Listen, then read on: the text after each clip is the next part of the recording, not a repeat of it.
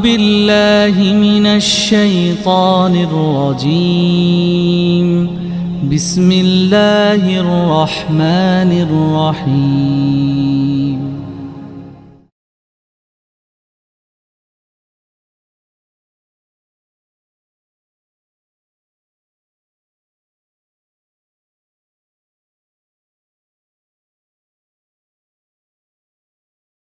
Assalamualaikum warahmatullahi wabarakatuh.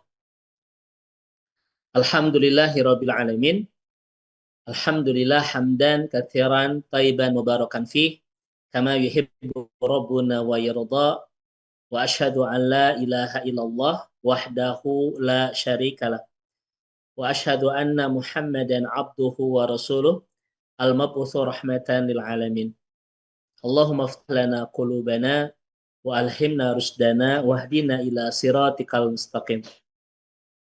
Jazakumullah khair, Adinda, Ustadz Duna, Ustadz Irsyad yang memandu di pertemuan Majlis Madani di malam hari ini. Sehat berkah selalu Gurunda, juga Ustadz Duna tercinta, Gurunda tercinta Ustadz Dudi Mutakin yang tadi sudah menyampaikan tausiah yang begitu indah, yang begitu dahsyat menyentuh relung kalbu kita. Semoga Ustadz Duna senantiasa dalam kesehatan untuk terus membimbing umat menemukan hidayah, nikmat hidup bersama iman.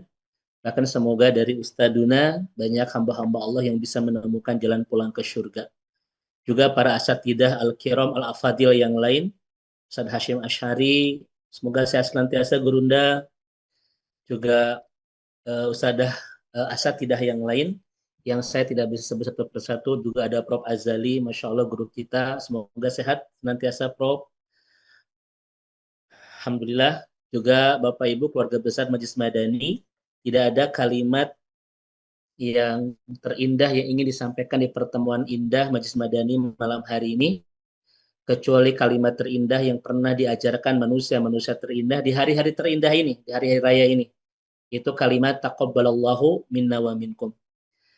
Semoga Allah Subhanahu wa taala menerima segala amal ibadah kita sepanjang Ramadan kemarin, memaafkan segala kesalahan, kehilafan dan kealfaan kita, dan mempertemukan kita dengan Ramadan tahun-tahun berikutnya insyaallah. Bapak Ibu, keluarga besar Majlis Madani rahimani wa rahimakumullah, seorang ulama besar Syekh Ibnu Rajab Al-Hambali, seorang ulama besar bermadhab Imam Hambali, dan Hambali ini salah satu madhab yang resmi dipegang oleh salah satunya kerajaan Saudi dan beberapa negara di Timur Tengah ya Bapak Ibu sekalian. Kalau di Asia Tenggara itu kebanyakan madhab Imam Syafi'i. Namun kalau Saudi dan beberapa negara di negara Teluk itu kebanyakan berpegang kepada madhab Imam Hambali. Bahkan Imam Hambali ini atau madhab Hambali ini menjadi madhab resmi kerajaan Saudi Arabia. Kalau di Afrika, Gurunda tercinta Ustadz Dudi ya, itu kebanyakan juga bermadhab Imam Maliki. Nah, Ibnu Rajab Al-Hambali ini salah satu ulama besar dari madhab Hambali. Beliau mengatakan, wa kanu, para sahabat Nabi, itu ya, yad'unallah sittata asyhur ayataqabbala minhum. Ini kalimat Ibnu Rajab Al-Hambali rahimahullah. Wa kanu yad'unallah sittata asyhur ayataqabbala minhum. Para sahabat Rasulullah Shallallahu Alaihi Wasallam itu ketika sudah keluar dari Ramadan, mereka sibuk berdoa kepada Allah Subhanahu Wa Taala selama 6 bulan. Ayataqabbala minhum, agar amal Ramadannya diterima Allah. Ya Bapak Ibu dirahmati rahimani wa rahimakumullah. Mereka berdoa kepada Allah sittata asyhur, selama 6 bulan.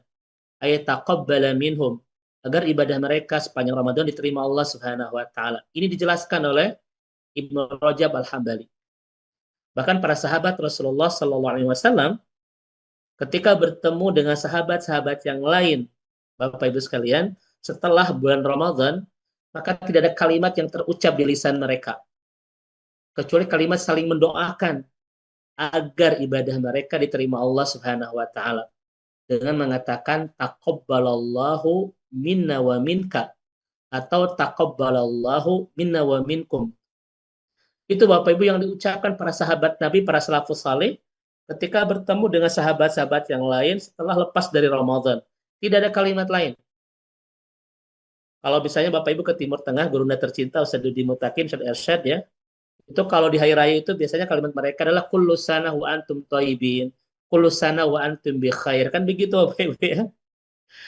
Atau di kita kan Bapak Ibu ada kalimat minal aidin wal faidin kan begitu ya. Tetapi para sahabat Nabi ternyata bukan itu kalimatnya ketika mereka saling bertemu lepas dari Ramadan.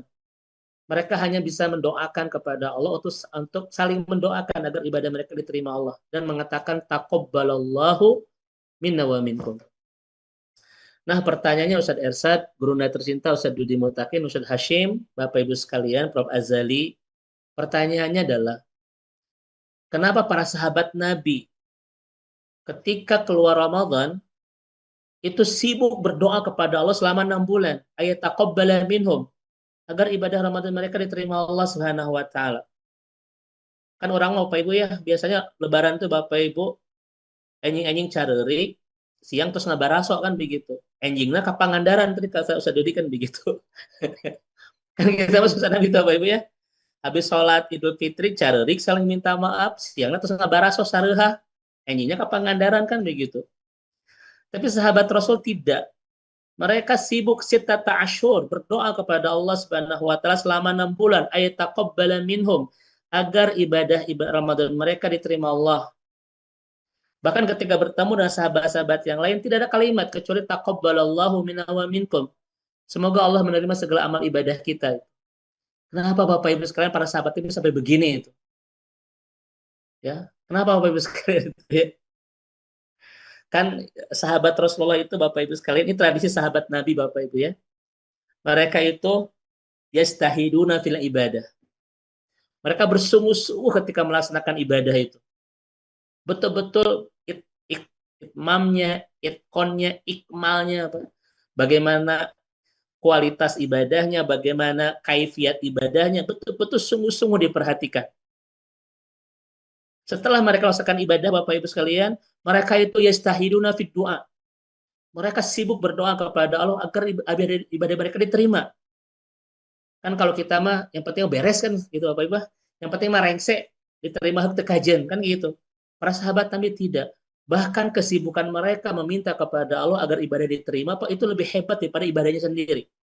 Wa yakhafuna an raddihi. Dan sahabat-sahabat Nabi itu sangat takut ketika amalnya tidak diterima Allah Subhanahu wa taala. Ini digambarkan oleh salafus saleh Bapak Ibu tentang tradisi sahabat Rasulullah sallallahu alaihi wasallam ketika mereka berinteraksi dengan ibadah. Satu, ketika ibadah bersungguh-sungguh dijaga itmamnya, itqonnya, ikmalnya. Setelah selesai ibadah, mereka sibuk doa, ya do'un Allah ayataqabbala, agar ibadahnya diterima Allah. Wa yakhafuna an raddihi. Dan mereka sangat ketakutan ibadahnya tidak diterima Allah Subhanahu wa taala. Berbeda sama kita, yang penting kita beres, diterima hak kajian. Para sahabat Nabi tidak. Bapak Ibu, pertanyaan-pertanyaan ini gurunda tercinta Ustaz Ersyad, Ustaz Ersyad Hafizahullah, gurunda Ustaz Dodi Mutakin, itu dijelaskan oleh Fadullah bin Ubaid, seorang sahabat Nabi. Kenapa sahabat Nabi pas Ramadan sibuk 6 bulan berdoa agar ibadah diterima? Ketika bertemu yang lain saling mendoakan agar ibadahnya diterima, Bapak Ibu sekalian. Itu Bapak Ibu dijelaskan oleh Fadullah bin Ubaid radhiyallahu anhu ketika mengatakan para sahabat Nabi itu andaikan mereka tahu ada yang ibadah mereka yang Allah terima walau mithqala habbah min khardal, walaupun sebiji sawit saja, ahabbu ilayya minad dunya wa ma fiha, itu lebih mereka cintai daripada dunia dengan segala isinya. Ini jawaban. Seolah Bapak Ibu sekalian. Karena sahabat itu punya tradisi, sahabat Rasulullah itu. Kalaulah mereka tahu ada amal ibadahnya yang diterima Allah, walau mithqala habbah min khardal, walaupun sebesar biji sawi saja, ahabbu ilayya minad dunya wa fiha, lebih aku cintai daripada dunia dengan segala isinya. Dahsyatnya Bapak Ibu sekalian ya. Walaupun sebiji sawi saja amalku diterima Allah, ahabbu ilayya minad dunya wa fiha, lebih aku cintai daripada dunia dengan segala isinya. Masya Allah Bapak Ibu sekalian. Memang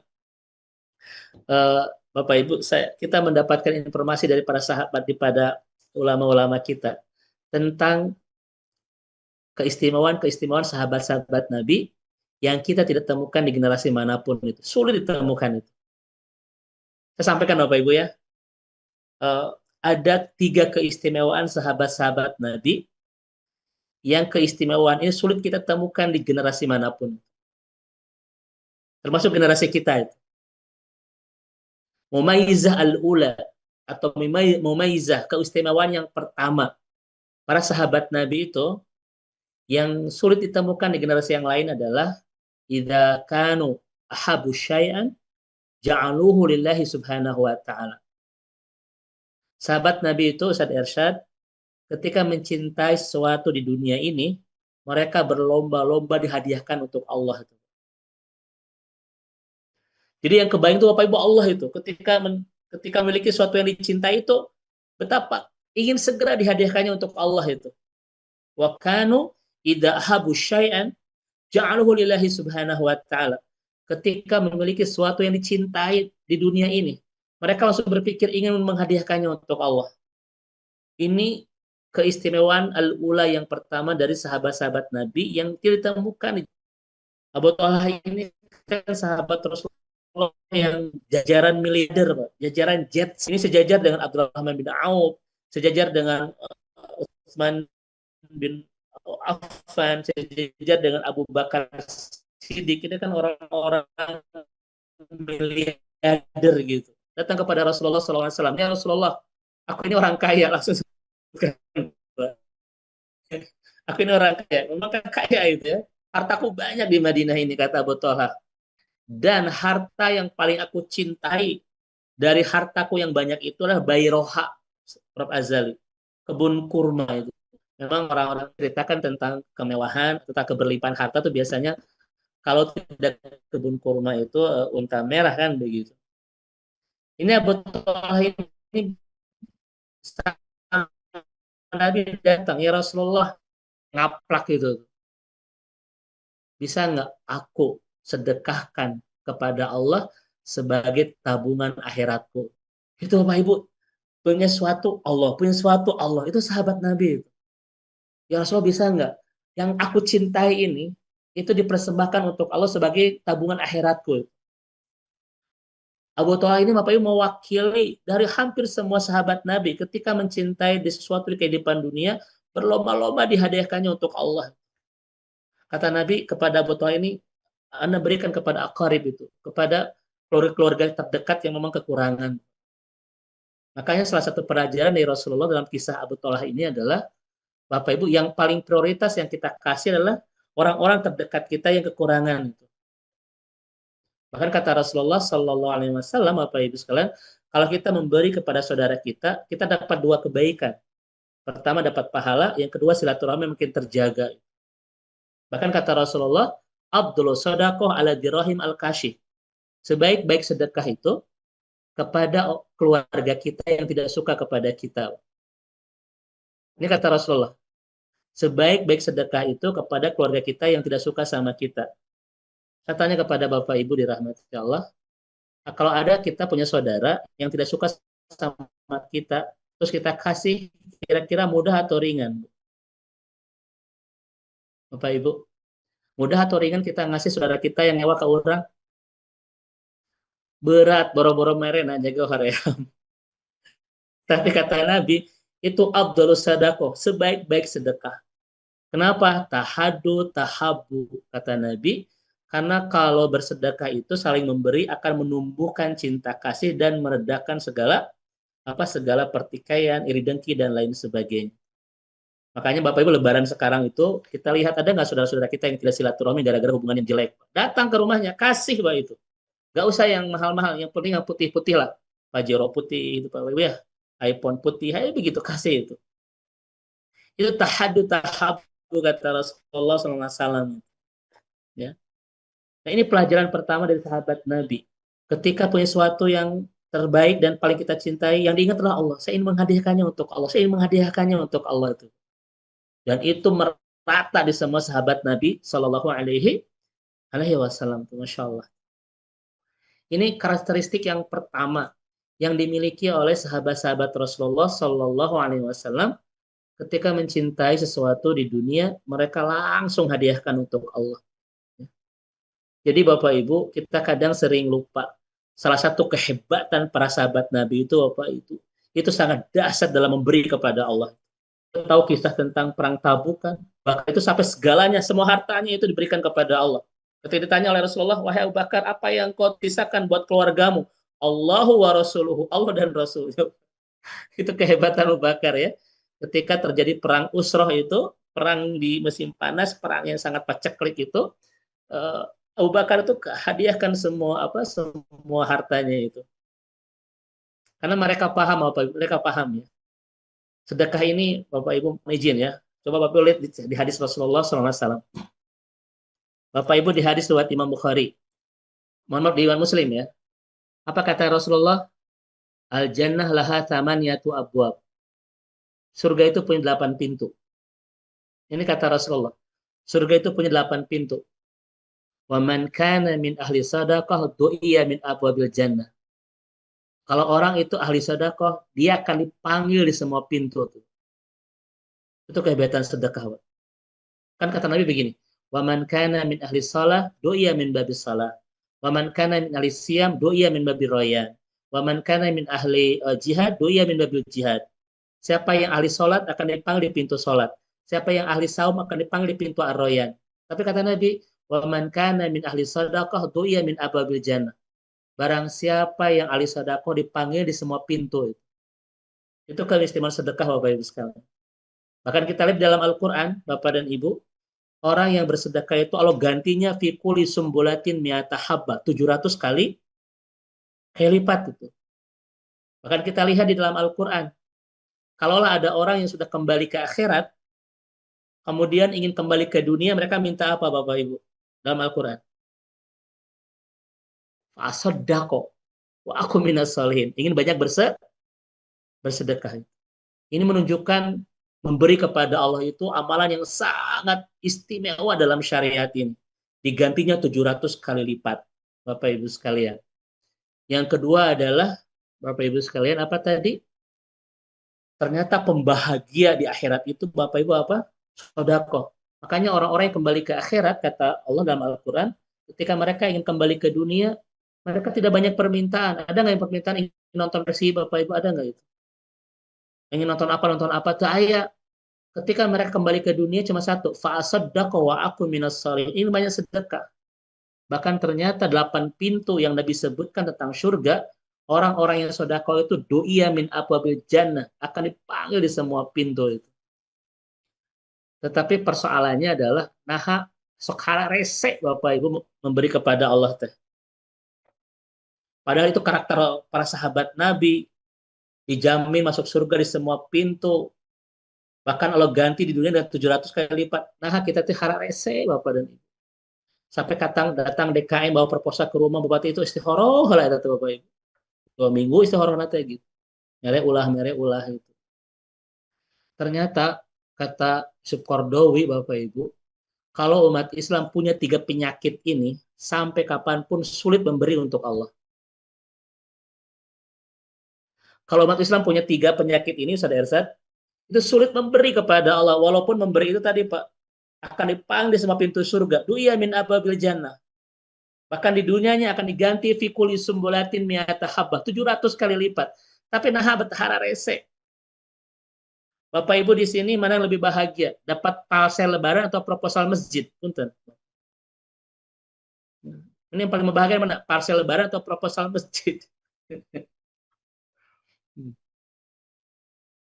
Kalau punya 3 penyakit ini susah ngasih kepada Allah. Seindah apapun amal ini, kalau ada penyakit ini susah memberi. Kata Kordowi, penyakit yang pertama apa Bapak Ibu yang membuat kita susah memberi kepada Allah? Yang pertama adalah ada yakin biwa'dillah. Tidak yakin dengan janji Allah itu. Ini penyakit Bapak Ibu. Tidak yakin. Allah itu sudah akan ngasih 700 kali lipat di dunia. Di surganya akan dipanggil di semua pintu. Tetapi hari saya sudah yakin Bapak. Kita mah kadang lebih percaya kepada manusia daripada kepada Allah yang tidak akan pernah berdusta dengan kita. Contoh Bapak dan Ibu. Contoh misalnya. Bapak Ibu dapat selebaran di jalan.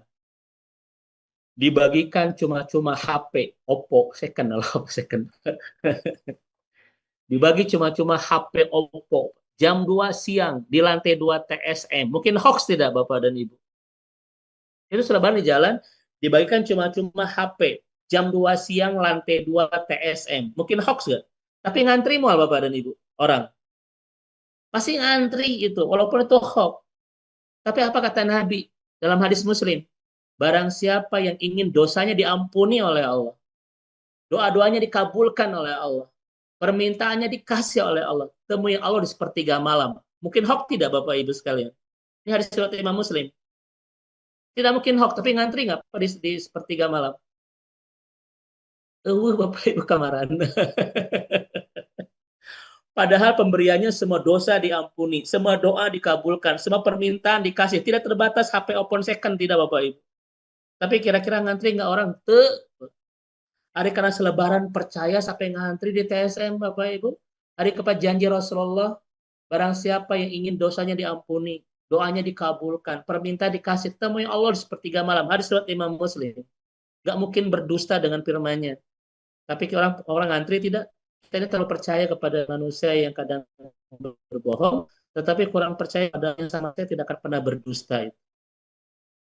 Saya tanya ibu dan bapak mohon izin. Bapak ibu datang ke rumah sakit, diperiksa oleh dokter, dikasih resep. Kebaca nggak resepnya itu? Punten Bu, dokter Dele ini ada dokter, dokter Azali. Bapak Ibu Tehani ketika dikasih itu resep oleh dokter kebaca nggak biasanya? Tidak kebaca, protes tidak. Kenapa tidak protes? Karena percaya.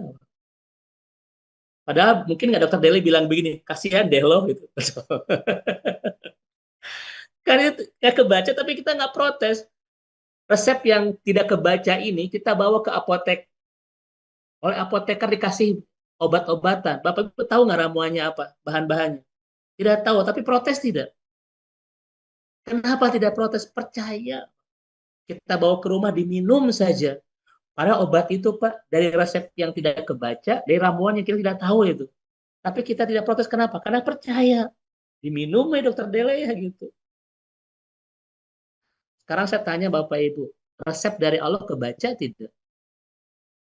Karena Allah itu kan ingin membawa kita ke surga.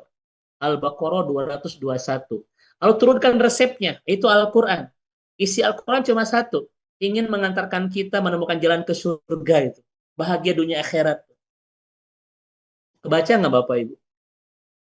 Kebaca, percaya tidak? Kurang percaya. Buktinya, sudah berapa persen hidup kita sekarang diatur oleh Al-Quran, Bapak Ibu? Rumah tangga kita, berbisnis kita, harta kita, sudah berapa persen diatur oleh Al-Quran? Karena kita kurang percaya. Padahal resepnya kebaca loh dokter Dele ya. Dari Al-Fatihah sampai Anas itu, tapi kitanya kurang percaya. Padahal Bapak Ibu, Allah itu maha maha maha ingin membawa kita ke surga. Wallahu yad'u ilal jannah. Allah ingin membawa kita ke surga itu. Jangan pernah kecewakan Allah dengan tidak menemukan kita di surga. Tugas kita satu, agar ditemukan Allah kelak di surga. Jangan pernah kecewakan Allah dengan tidak menemukan kita di surga. Allah nyari di surga, Bapak Ibu tetap ayah. Gitu, dekat surga. Makanya saya katakan Bapak Ibu ya, hari terbaik bukan hari kelahiran. Hari terindah bukan hari pernikahan. Hari terbaik dan terindah itu adalah di mana kita ditemukan oleh Allah kelak di surga. Dan semoga kita memiliki hari terbaik dan terindah itu. Ustadz, bagaimana caranya Allah itu mengantarkan kita di surga? Allah turunkan resepnya. 30 juz itu. Cuma itu yang akan mengantarkan kita ke surga Bapak Ibu. Datang dari Allah yang ingin membawa kita ke surga. Itu datang dari Allah yang sangat ingin membawa kita ke surga. Saya tanya kepada Bapak Ibu di sini. Kalau hidup kita sudah bersama Al-Quran, kira-kira pasti nggak masa depan kita? Tolong Bapak Ibu. Kalau hidup kita sudah bersama Al-Quran, pasti nggak masa depan kita? Pasti ke surga. Karena Al-Quran datang dari Allah yang ingin dan sangat ingin membawa kita ke surga. Pertanyaan kedua, kalau hidup kita tidak bersama Al-Quran, pasti nggak masa depan kita? pasti mual ke surga. Pasti oleh sekalian ya, mual ke surga. Kenapa? Karena satu-satunya resep rahasia agar mengantarkan ke surga itu turun dari Allah yang sangat ingin mengantarkan kita ke sana. Apa itu resepnya? Al-Quran. Makanya Bapak Ibu, sepasti apa hidup kita ke surga itu sangat terlihat dari sesungguh-sungguh apa kita bersama Al-Quran itu. Cuma masalahnya kita percaya. Bentar lah Bapak Ibu, gini lah. Ini ada, saya baru pulang Bapak Ibu, saya baru pulang dari Jogja ya. Saya habis umroh, langsung ke Jogja. Menjenguk guru kita tercinta Ustadz Wijayanto ya. Beliau, Bapak Ibu mohon doanya. Beliau itu mengalami gagal ginjal, Prof. Azali, fungsi ginjal beliau itu 6% lagi. Ya. Sehingga sekarang sudah cuci darah. Teh Hani sudah tahu ya, insya Allah. Kita doakan mudah-mudahan guru tercinta Ustadz Wijayanto segera Allah berikan kesembuhan. Ya, Allahumma rabban nasi mutibal ba'si ishfi wa anta syafi la shifaan illa shifa'uk shifaan la yughadiru saqama. Saya kemarin ngejenguk ke rumahnya Bapak Ibu dan alhamdulillah sekarang kondisi sudah membaik. Kita doakan guru tercinta segera Allah berikan kesembuhan Bapak Ibu agar kembali bisa berdakwah, menginspirasi hidayah kepada kita semua ya. Ada Prof. Iva juga, Masya Allah. Prof. Iva sehat berkah selalu, Prof. Alhamdulillah. Bapak Ibu, kita dari Bandung ke Yogyakarta naik kereta api itu berapa jam? Mungkin 8 jam. Bapak Ibu ketika naik kereta api, kira-kira kita bisa tidur nggak di kereta api itu? Tidur kan bisa tidur sampai tenang Pak, sampai berakapela, wak-wak begitu ya. Saya tanya Bapak Ibu tahu nggak siapa masinisnya? Lalu kenapa kita tenang sampai bisa tidur itu? Karena kita nggak tahu siapa masinisnya. Sekarang saya tanya Bapak Ibu, siapa yang mengendarai kehidupan di dunia ini? Allah tahu kan? Tapi kenapa kita nggak tenang? Rizki gelisah, ini gelisah, itu gelisah, gitu. Nah, di kereta api kita tidak tahu masinisnya, tapi kita bisa tenang tidur sampai kita tidur, Pak. Padahal kita tidak tahu masinisnya yang mengendarainya itu siapa. Kehidupan ini dikendarai oleh siapa, Bapak Ibu? Diurusnya oleh Allah kita tahu kan? Tapi kenapa kita tidak tenang? Kayak di kereta api kita tenang sampai ngorok. Hari di kehidupan ini kita tahu yang ngaturnya Allah, tapi kita tidak tenang. Rizki kayak kumaha, iya kayak kumaha, masa depan kumaha, Bapak Ibu. Padahal kita tahu siapa yang ngurusnya Allah itu. Betul nggak Bapak Ibu sekalian? Bapak Ibu naik ke pesawat dari Cengkareng ke Jeddah 9 jam, Dokter Dele ya, Teh Hani. Mungkin nggak tidur di atas pesawat? Mungkin. Tapi naruh sah pilot, nah. Kita tak apa masinisnya, kita tak apa pilotnya, tapi kita bisa tenang. Sementara kehidupan ini kita tahu siapa yang ngurus dan ngaturnya, Allah, tapi kita nggak tenang. Karena itu kesalahan kita, ya Bapak Ibu sekalian. Ini penyakit ya.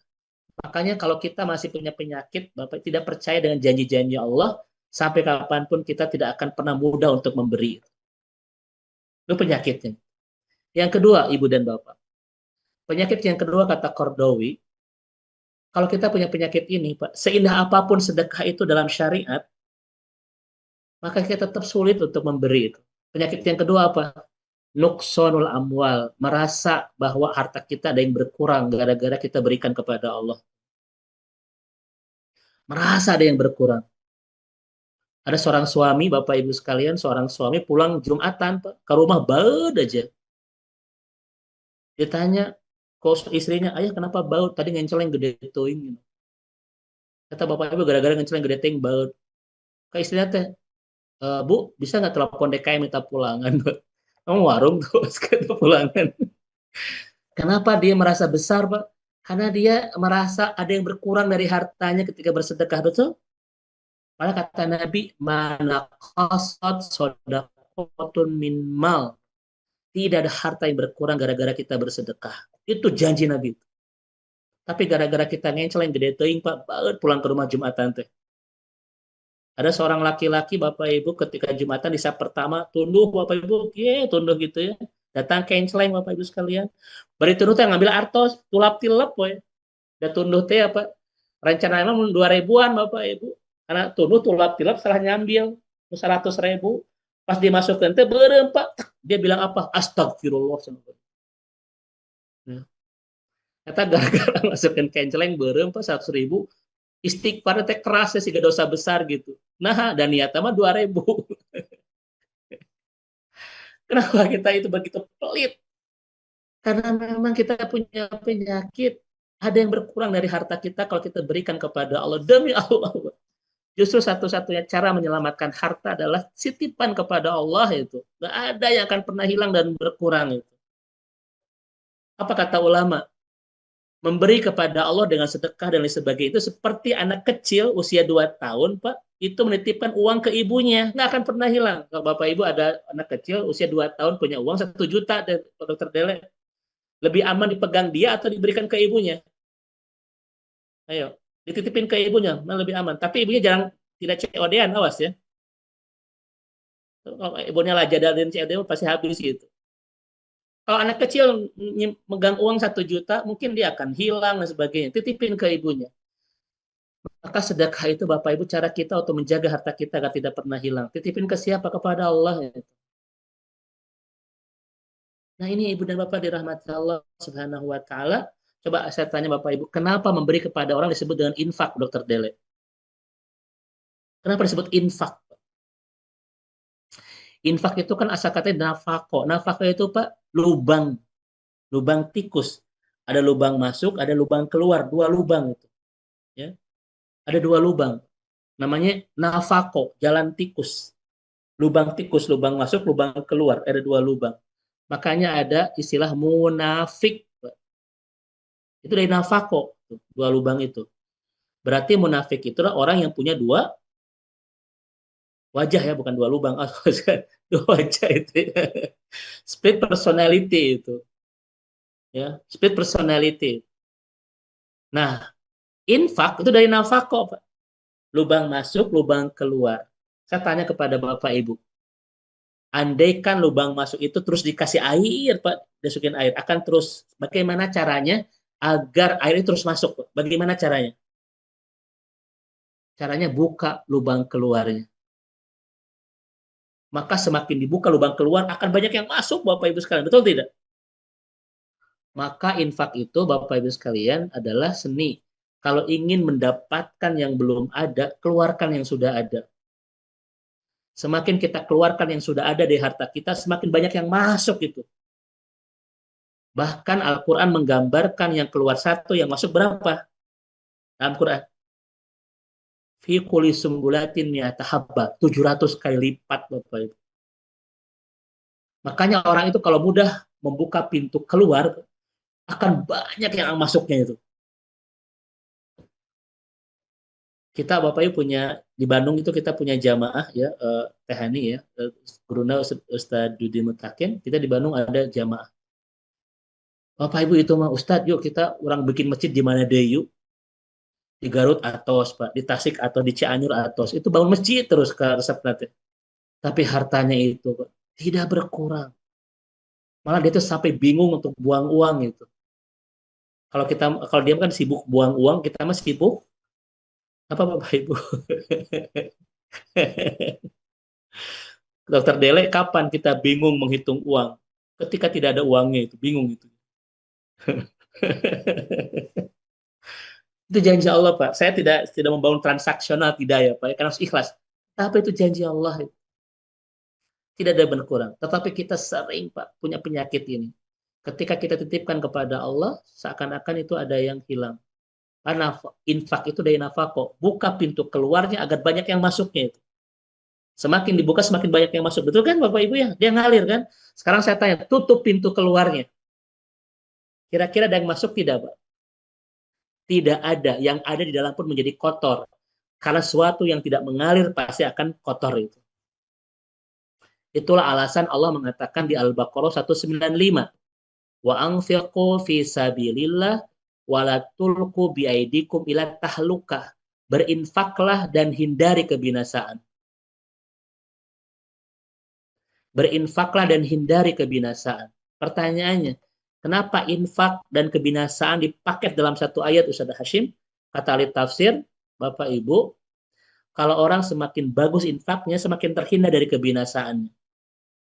Uang, Bapak Ibu, uang, kalau tidak kita pakai untuk membangun kebahagiaan orang lain, pasti akan kita pakai untuk mengobati luka-luka kehidupan kita. Karena orang yang jarang berbagi itu akan dekat dengan tahlukah kebinasaan itu. Seperti tadi Bapak, kalau kita tutup pintu keluarnya, boro-boro ada yang masuk, yang di dalam pun menjadi kotor karena sesuatu yang tidak mengalir itu kotor. Bapak dan Ibu dirahmati Allah Subhanahu wa taala, inilah penyakit yang kedua yang membuat kita sulit berbagi. Apa itu? Nuqsul amal, merasa ada harta yang berkurang. Penyakit itu Bapak Ibu sekalian. Dan penyakit yang ketiga, Bapak dan Ibu rahimani wa rahimakumullah, apa yang membuat kita itu sulit berbagi dengan Allah? Pada sahabat-sahabat Nabi adalah orang-orang yang bro-broan, Pak, untuk Allah itu.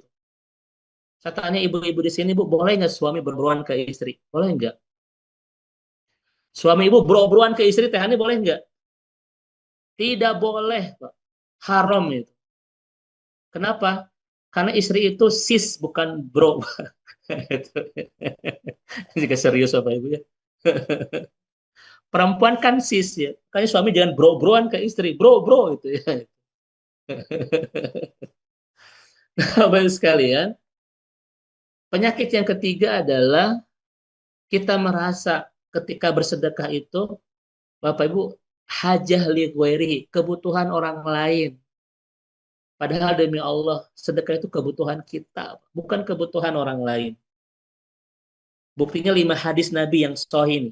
Kata Nabi kan, kalau kita banyak mau berbagi kepada Allah, tarfaul bala, dijauhkan dari banyak bala. Yang kedua, Bapak Ibu, tasihul badan, disehatkan fisik itu dari penyakit. Yang ketiga, apa magfiratul dzunub, dibersihkan dosa-dosa kita. Yang keempat, ziyadatul amwal, diberlimpah berkahkan harta kita, usia kita, rumah tangga kita, anak-anak kita. Yang terakhir, darajatul fil jannah, semakin ditaikkan derajat surga kita. Semuanya hadis sahih itu. Satu, dijauhkan dari bala. Dua, disembuhkan dari penyakit. Tiga, diampuni semua dosa. Empat, diberkah limpahkan harta, keturunan, dan sebagainya. Yang kelima, semakin ditaikkan derajat surga kita. Saya tanya apa? Kita butuh nggak dengan semua itu? Itu dengan sodako, Pak. Sodako itu kebutuhan kita awal sekali. Bukan kebutuhan orang lain. Pertanyaan saya kepada Bapak Ibu. Kalau kebutuhan kita, kita akan memperhatikan tidak? Saya memperhatikan kan? Tapi kenapa kita tidak selalu memperhatikan? Karena kita merasa infak itu kebutuhan orang lain, Bapak Ibu. Makanya kita tidak memprioritaskan. Betul tidak? Gitu. Kalau kita bersedekah itu, ini hadis-hadis Nabi yang sangat luar biasa, itu semua kebutuhan kita dan bisa kita dapatkan dari kita bersedekah kepada Allah atau menitipkan harta kita kepada Allah. Selama kita menganggap sedekah itu adalah kebutuhan orang lain, sampai kapanpun kita tidak akan tertarik untuk melakukan sedekah itu. Pasti hal rese. Tetapi kalau kita meyakini kebutuhan kita agar dijauhkan dari bala, disehatkan dari penyakit, digugurkan semua dosa-dosa kita, dan lain seterusnya. Nah ini yang pertama, Bapak Ibu sahabat Rasulullah SAW ya, Masya Allah, sebuah keistimewaan karakter yang sulit ditemukan di generasi yang lain. Yang kedua, Bapak Ibu sahsiyah mumayyizah at-thaniyah lis ashabi Rasulillah. Karakteristik istimewa sahabat-sahabat Nabi yang kedua yang sulit kita temukan di generasi yang lain adalah ketika menemukan momentum kebaikan tara diengke-engke. Apa tadi diengke-engke itu bahasa Indonesianya? Tidak diengke-engke. Ya. Ketika menemukan momentum kebaikan, Hasim, itu jarang dinanti-nanti, langsung dilakukan itu. Tidak banyak ditunda-tunda itu. Contoh, Ibnu Umar radhiyallahu an, sholat Isya Bapak Ibu sekalian. Ketika Ibnu Umar sholat Isya, Dokter Dele membaca surat Ali Imran dari ayat 1 Pak, sampai ayat 92.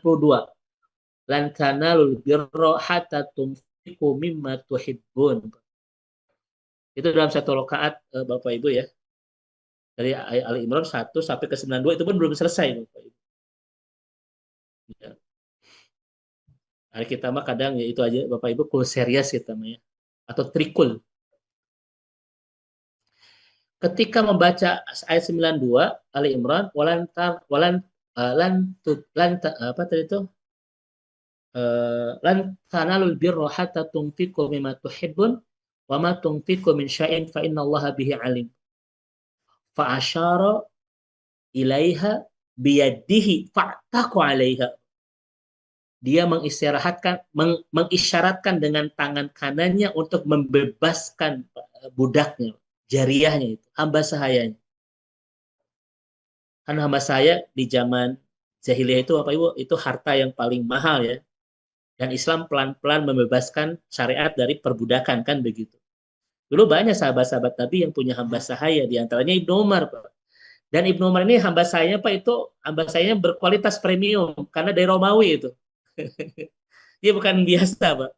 Ini kelas-kelas inilah kelas Land Coaster gitu atau Lamborghini gitu ya, Pak Ibu. Atau apalah itu. Jadi budak-budak yang datang dari apa dari Eropa itu Pak, itu premium ya di zaman jahiliyah itu. Kalau kita mah ya mobilnya setingkat itulah Pak, Ferrari gitu ya. Berkelas Pak itu apa budaknya Ibnu Umar itu. Ya cantik Pak dan seterusnya gitu ya. Ketika dia sholat sampai ke ayat 92 Pak. Dia bebaskan hamba saya dalam keadaan sholat.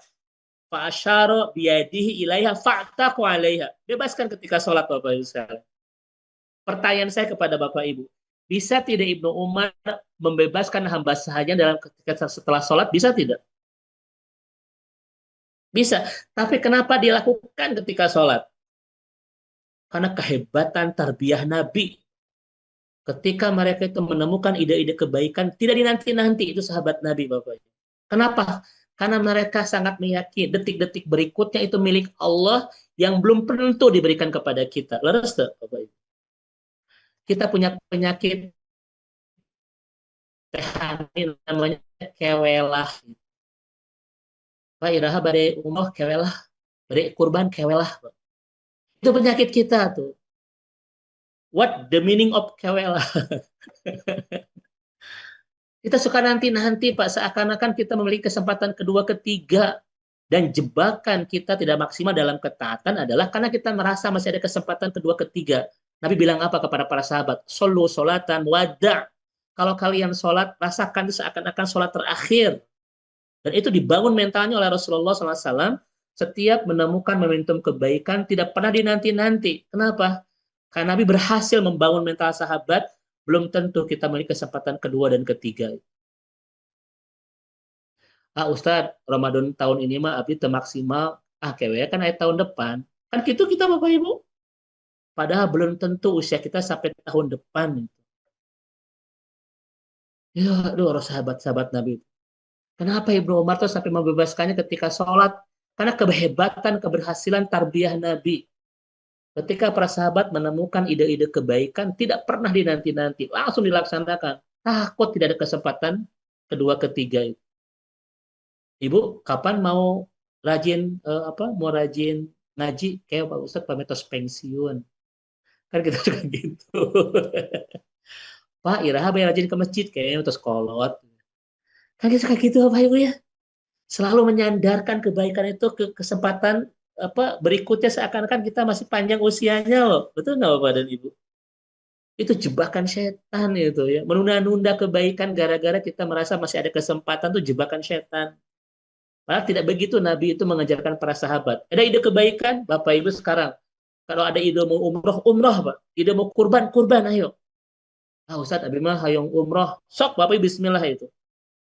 Kewelah Ustadz, daerah penyakit. Ya. Ustadz, Abi badai rajin ke masjid, badai rajin infak, badai soleh pisan kayak mutus kolot. Demi Allah Bapak Ibu, usia itu tidak mengubah apapun kecuali membuat kita makin nua saja. Tidak ada jaminan soleh di hari tua. Karena kerja usia cuma menuakan, bukan mensolehkan. Setuju nggak Bapak dan Ibu? Tua itu hanya mengubah ibu-ibu dari imut-imut menjadi amit-amit. Tua itu hanya mengubah suami ibu dari subhanallah menjadi masya Allah, astagfirullah, dan terusnya. Tidak ada jaminan kesolehan di hari tua. Makanya jangan pernah menormalisasi kesolehan gara-gara sudah tua. Itu kesalahan fatal, Bapak Ibu. Kan kita suka bilang begini, ah wajar si Bapak mah soleh di atas kolot. Suka begitu kan? Itu adalah sebuah kewajaran yang salah itu. Tidak boleh mewajarkan dan menormalisasi kesolehan gara-gara sudah tua. Karena soleh itu bukan faktor usia. Di hadis Ibnu Majah, faktor Allah memberikan kebaikan buat dia dunia akhirat. Bapak Ibu sekarang ini kan insya Allah ini soleh semua kan? Insya Allah ini mau wajah-wajah ahli surga semua. Kenapa Bapak Ibu ini soleh? Bukan karena sudah tua, walaupun mungkin iya itu. Bukan karena sudah tua, tetapi Allah memilih kita semua untuk diberikan kebaikan dunia dan akhirat. Karena banyak yang lebih tua daripada kita yang belum menemukan hidayah, belum nikmat hidup bersama iman, bahkan belum bisa menemukan jalan pulang ke surga. Laras Bapak dan Ibu. Nah itu, jangan pernah bilang begini, wajar dah atau sekolot. Jangan Bapak Ibu. Spesial orang-orang soleh itu, bukan karena faktor usia. Allah memilih dia untuk diberikan kebaikan dunia akhirat. Kan kata Nabi begini, kalau Allah sudah memberikan kebaikan dunia dan akhirat kepada seseorang, asalahu, Allah kasih madu. Para sahabat bertanya, wa ma asalahu ya Rasulullah? Apa yang disebut madu itu ya Nabi? Kata Nabi, yuwafiqillah li'amalin salihin qabla mautihi. Yaitu orang-orang yang sudah merasakan nikmat dalam ketaatan sebelum datang kematian. Itu tuh madu namanya.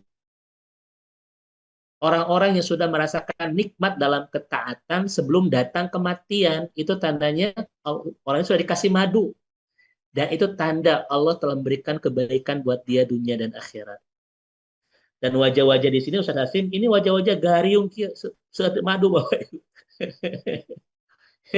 Ini wajah-wajah yang bermadu semua ya, gariung. Karena sudah nikmat dalam ketaatan sebelum datang kematian itu. Ya Masya Allah Bapak dan Ibu sekalian. Oleh karena itu, Bapak Ibu punya ide kebaikan apa tahun ini? Segera Ustadz Abi teh hoyong wakaf ke masjid. Sok Bapak Ibu, jangan nanti-nanti. Takut nanti berubah dengan jebakan setan. Jadi tidak itu. Bapak Ibu, setan akan berusaha di Al-Quran. La'aqudan nalakum sirotakal mustaqim. Untuk menghentikan semua ide-ide kebaikan kita. Itu setan. Ah, Ustaz saya pengen umroh, bismillah. Ah, Ustaz saya bikin wakaf buat masjid, bismillah. Ustaz saya pengen mulai menghafal Quran, bismillah. Sok Bapak. Jangan dinanti-nanti. Karena Nabi mengajarkan kepada para sahabat seperti itu. Sallu salatan muwadda. Ketika kita menemukan momentum kebaikan, jangan pernah dinanti-nanti. Karena kita belum tentu punya kesempatan kedua dan ketiga, karena faktor usia kita yang tidak tahu kapan habisnya. Setuju nggak Bapak dan Ibu sekarang? Dan itu karakteristik yang dibangun Nabi, sampai seorang sahabat membebaskan hamba saya dalam keadaan sholat. Nggak mau Bapak Ibu, takut dia tidak punya kesempatan ketika habis sholat itu. Masya Allah. Nah, Ibu dan Bapak sekalian, ini yang kedua ya. Karakter yang dibangun oleh sahabat Nabi, sebuah karakter yang sulit kita temukan di generasi manapun. Yang ketiga, karena memang para ulama menyebutkan tiga, karakter terindah para sahabat Nabi itu tiga. Tadi yang pertama, ketika mencintai suatu di kehidupan dunia, mereka berlomba-lomba dihadiahkan untuk Allah. Yang kedua, ketika menemukan momentum kebaikan, tidak pernah disia-siakan, dinanti-nantikan. Karena mereka takut tidak punya kesempatan kedua dan ketiga. Apalagi Nabi kan bilang Pak di hadis Muslim ya, Bapak Ibu sekalian, kan umat Nabi Muhammad ini punya 4 ciri, punya 4 tanda yang tanda kutip kurang mengenakan Prof. Iva ya. Dan ini disampaikan dalam hadis-hadis Nabi itu. Satu Pak, ciri umat Nabi Muhammad itu apa Teh Hani? Satu, usianya pendek. Nabi sendiri yang mengatakan, "A'maru ummati baina sittin ila sab'in wa aqalluhum ma yujudalik." Usia umatku itu ya sebentar antara 60 sampai 70 saja. Dan sedikit yang melewati angka itu. Itu Nabi yang bilang begitu. Bapak Ibu di sini ada yang sudah 70 belum, Pak? Sisa berapa dinten day, Bapak Ibu?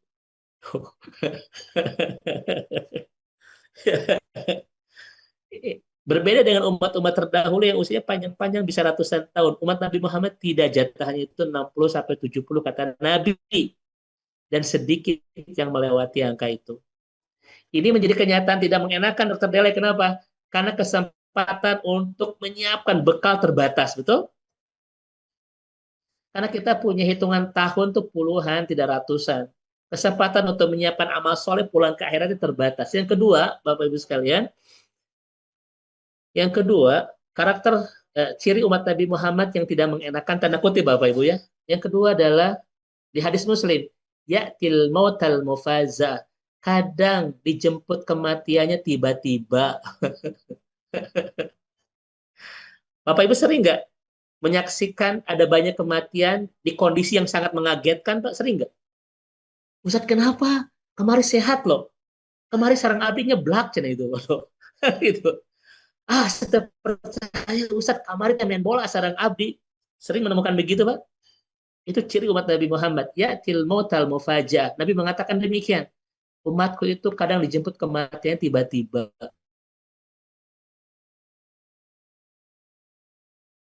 Usia, kesehatan, ujuk-ujuk Bapak Ibu sekalian. Ustadz maknya. Dan Bapak Ibu, demi Allah, kita sering menyangka kematian itu milik orang lain. Boleh jadi sekarang-sekarang milik kita loh itu. Nanti ada orang yang bilang, ibu ketika kita meninggal, mainnya Ustadz, kan kemarin sehat. Oh, Bapak Ibu sekarang gitu loh, hati-hati. Makanya apa kata Imam Ash-Syafi'i? Kalau kesibukan kita hari ini mengantarkan kita ke surga, istiqomah dan jangan pernah berubah. Yang kedua, kalau kesibukan kita hari ini mengantarkan kita ke neraka, cepat berubah. Kemudian istiqomah. Kenapa? Karena boleh jadi di sanalah akhir dari ujung usia kita. Nah, Bapak Ibu ya, saya ulang. Kalau kesibukan hari kita hari ini memastikan kita ke surga, istiqomah dan jangan pernah berubah lagi. Yang kedua, dan istiqomah. Kenapa? Itulah umat Nabi Muhammad, yatil mautal mufaza. Kadang dijemput kematiannya, tiba-tiba Bapak Ibu sekalian. Mungkin di antara kita sudah ada yang sangat dekat dengan jadwal itu kan. Coba saya lihat dulu wajah-wajahnya Pak. Satu, dua, ada rewas sampai. Ya gitu. Yang ketiga, Bapak Ibu sekalian, guru tercinta Ustaz Hashim, Hafizahullah ya. Yang ketiga, ciri umat Nabi Muhammad itu apa Bapak Ibu sekalian? Kata Al-Quran, sullatu minal awwalin wa qalilu minal akhirin. Jatah surganya sedikit.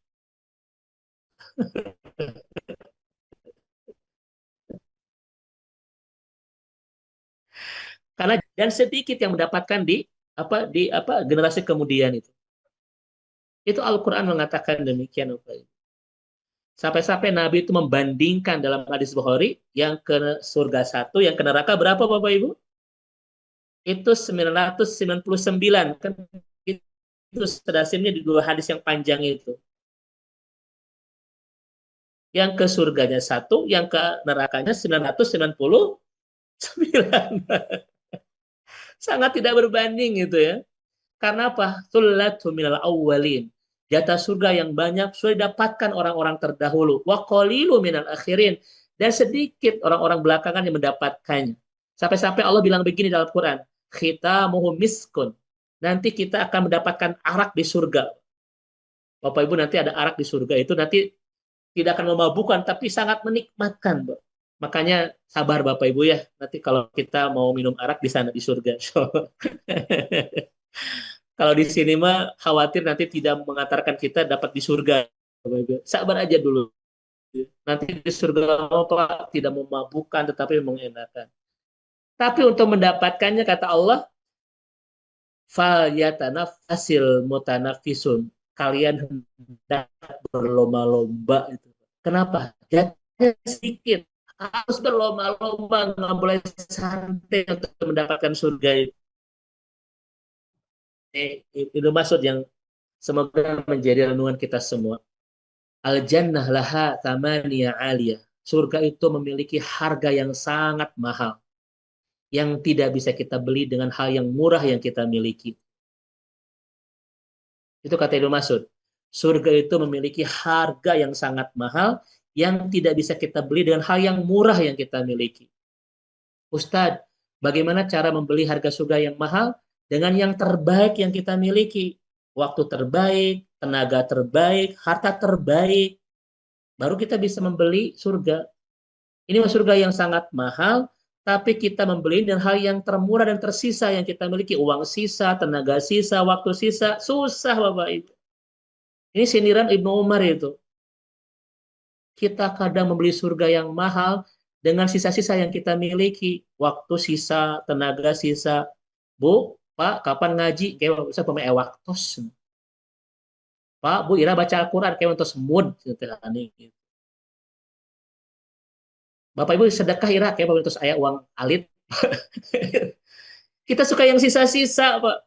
Padahal kata itu masuk, surga itu mahal.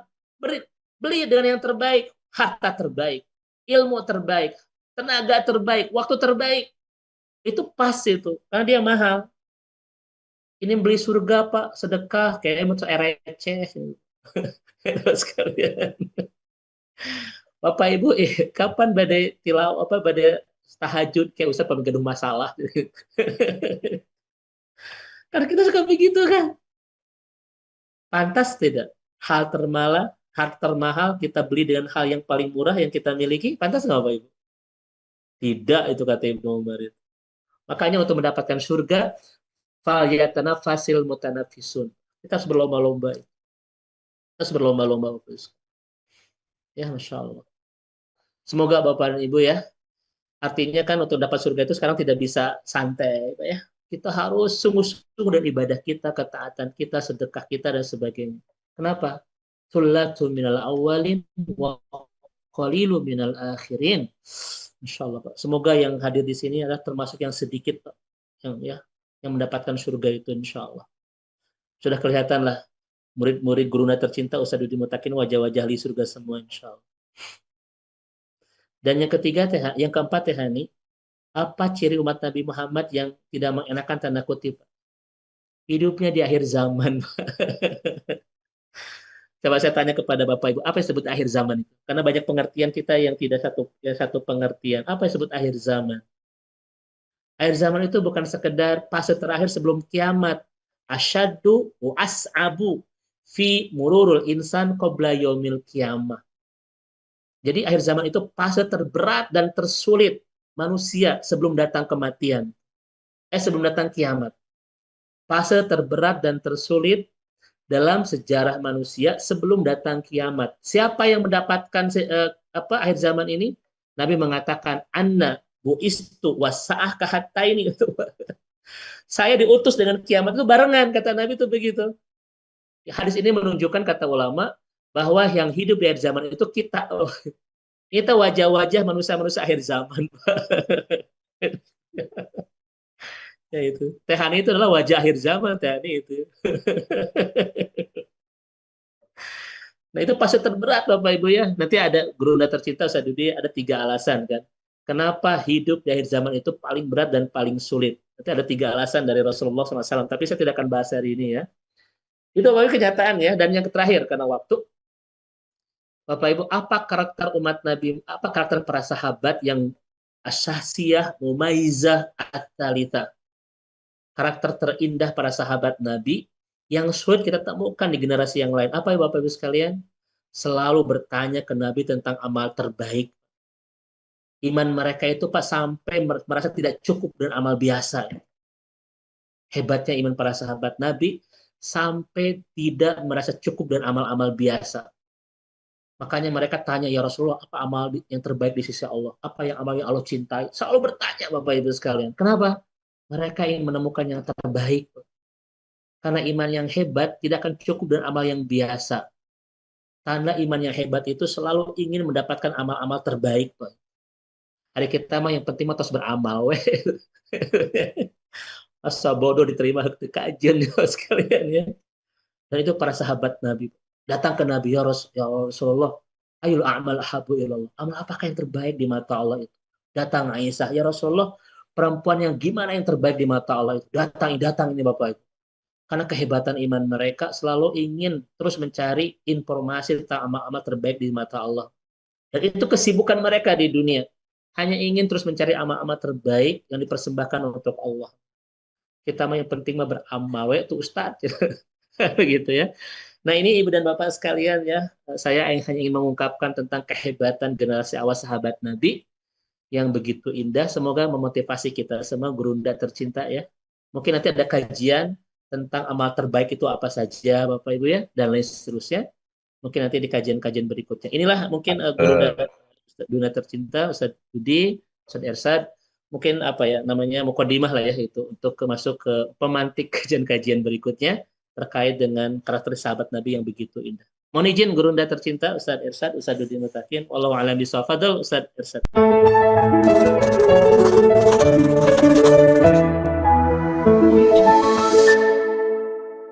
أعوذ بالله من الشيطان الرجيم بسم الله الرحمن الرحيم